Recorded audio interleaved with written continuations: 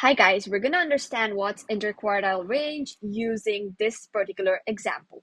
So I want you to just read it quickly. Suppose we have 9 observations such that 37 blah, blah, blah are these values. Calculate the interquartile range of the data. Simple. So before we start, we're first gonna see a few concepts and they're very simple. So first we need to understand what are quartiles, and this is pretty intuitive. Understand that we have some data, and if we arrange it in ascending order, we would see that it goes from a 0th value to a 100th value, basically like the lowest to the highest value. So here, if we have 0 and 100, okay, this is a data set, okay?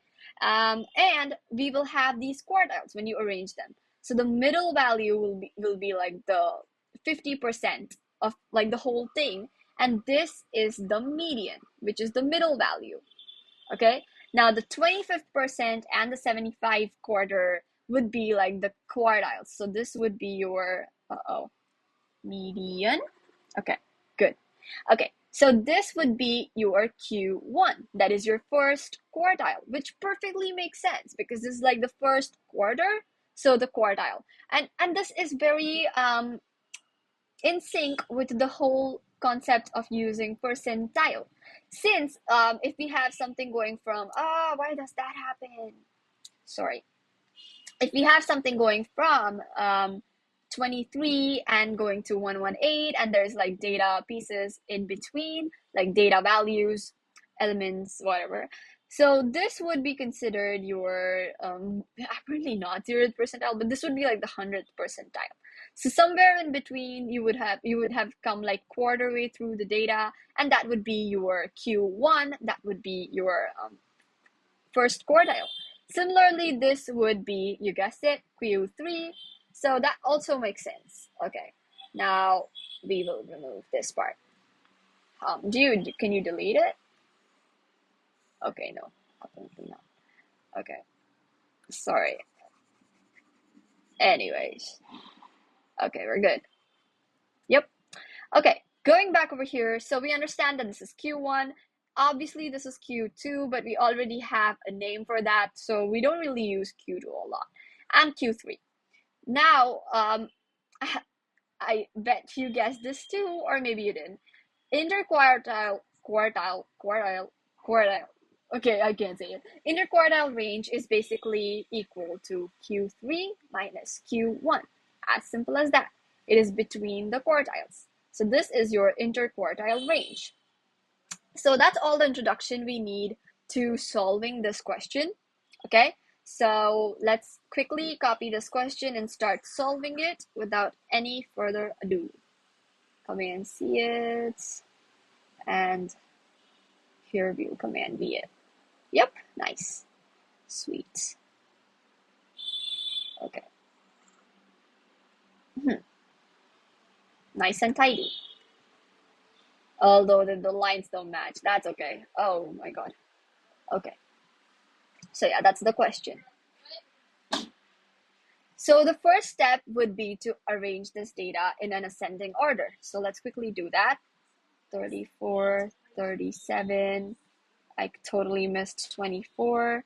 And then I have 41. And then we have,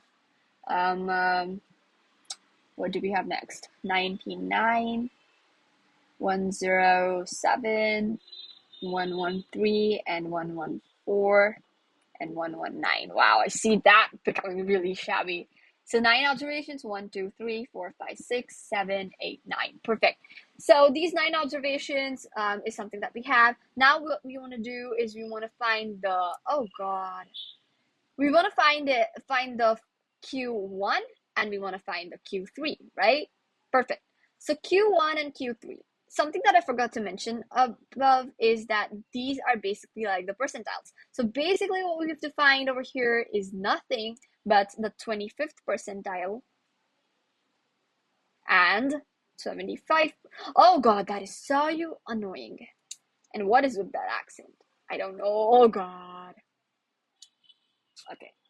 And 75th percentile. Might as well add the. Okay, perfect. So let's start doing that. So how we do that is, if you didn't see the percentile video, you can see that, or else we can see it over here. That what we can do is we have to find this percentile, right? So the formula goes like, you make this table P, NP, and term, okay? And you make it P, NP, and term. I mean, I'm writing the same thing. So what is P over here? P is nothing but the percentile upon 100. So in this case, it would be 0.25. Amazing. NP. N would be the number of terms. So 9. Simple. N is 9. So 9 into 0.25. Wow, that is like 2.25. So the biggest, so what we do is that if this is not an integer, like NP is not an integer, so what you do is you take the smallest integer that is greater than this value. So it is 3, okay?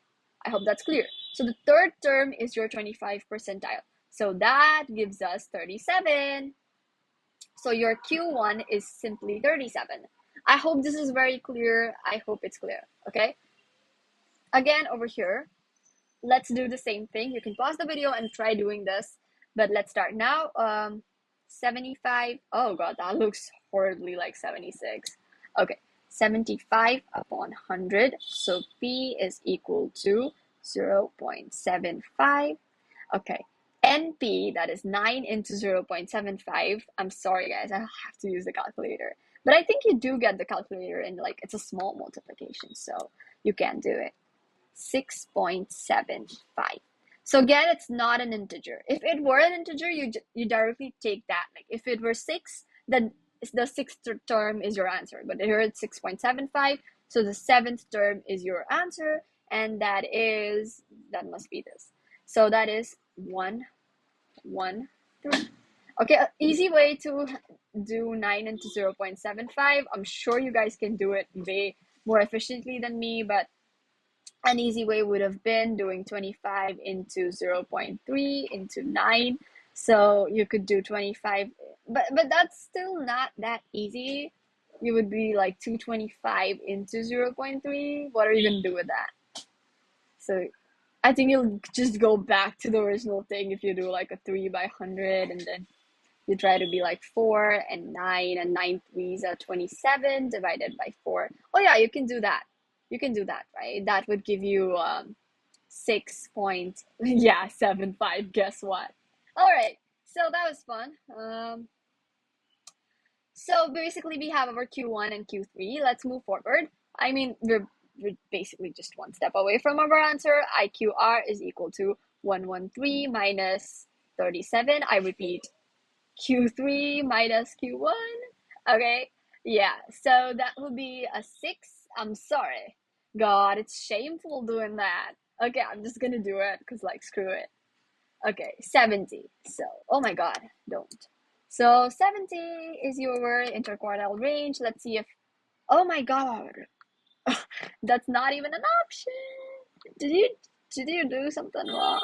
24, 34, 37, 41, 9, 107, 113, 114, 119. Okay. N is equal to 9. 25th percentile.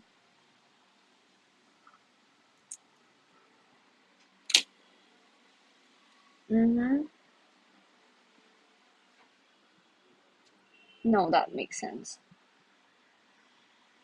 Oh, what doesn't make sense is 113 minus 37 not being. Yeah, that's 76. Yeah, I don't know why I read 70. Anyways, your answer is 76, which is very much there in the options. So that is your answer, and that is the correct answer. So don't worry, we didn't go wrong. It was just like a reading mistake. Okay, so that's how you find interquartile range. I hope you found this helpful. Thank you. Bye. Thank you.